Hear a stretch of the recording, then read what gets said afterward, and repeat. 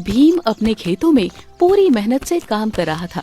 तभी गांव की गंगा मौसी, जो हर किसी की सुख दुख की साथी थी, दौड़ते हुए उसके पास आती है। भीम, बधाई हो, तुम्हारी बिंदिया ने 2 सुंदर पुत्रियों को जन्म दिया है। घर में लक्ष्मी आई है। लेकिन गंगा मौसी की खुशी भीम के कानों में जैसे आग की तरह जल उठी। क्या फिर से पुत्रियां? अरे मैंने पहले ही कहा था कि मुझे पुत्र चाहिए, पुत्र। ये क्या हो गया? ये क्या क्या हो गया? भीम, संतान तो ईश्वर की देन होती है और बेटियां तो घर की लक्ष्मी होती हैं। तुम ये बस मुझे उपदेश मत दो, मैं खुद देखता हूँ कि मुझे अब क्या करना है। भीम गंगा मौसी की एक भी बात सुने बिना गुस्से में अपने घर की ओर दौड़ पड़ा। घर में बिंदिया अपने दोनों नन्ही बेटियों को ममता भरी नजरों से देख रही थी। उसके चेहरे पर माँ बनने की खुशी साफ झलक रही थी। तुम दोनों मेरे जीवन का सबसे बड़ा सुख हो, मेरे जीवन की सबसे प्यारी खुशियाँ। लेकिन तभी भीम तूफान की तरह घर में दाखिल हो गया। उसकी आंखों में गुस्से की आग थी। बिंदिया! अरे ओ बिंदिया! बिंदिया, मैंने कहा था ना कि मुझे केवल पुत्र चाहिए, पुत्र पुत्र। क्या सुनाई नहीं देता क्या तुझे?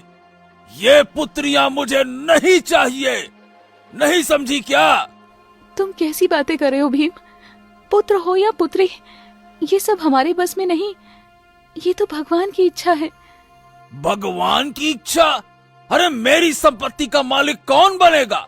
मेरा बुढ़ापे का सहारा कौन बनेगा? मुझे सिर्फ पुत्र चाहिए, पुत्र। इनका यहाँ कोई स्थान नहीं है। क्या करूँगा मैं इन बेटियों का? बोलो, ये सिवाय बोझ के कुछ नहीं है, समझी?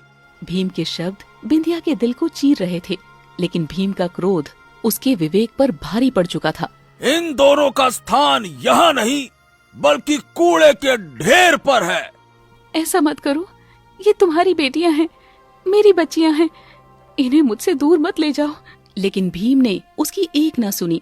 उसने दोनों नन्ही बच्चियों को उठाया और बिंदिया की रोती बिलखती आवाज को अनसुना कर घर से बाहर निकल गया। बिंदिया की चीखें, उसकी ममता सब बेकार साबित हो रही थी।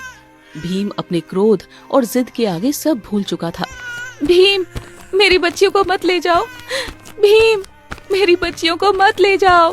क्रोध और अज्ञान के वशीभूत होकर भीम ने ऐसा कदम उठाया जो न केवल उसके लिए बल्कि मासूम बच्चियों के लिए भी घातक साबित हो सकता था। लेकिन नियति की लकीरें अक्सर इंसानी फैसलों से बड़ी होती हैं। गांव से दूर एक सुनसान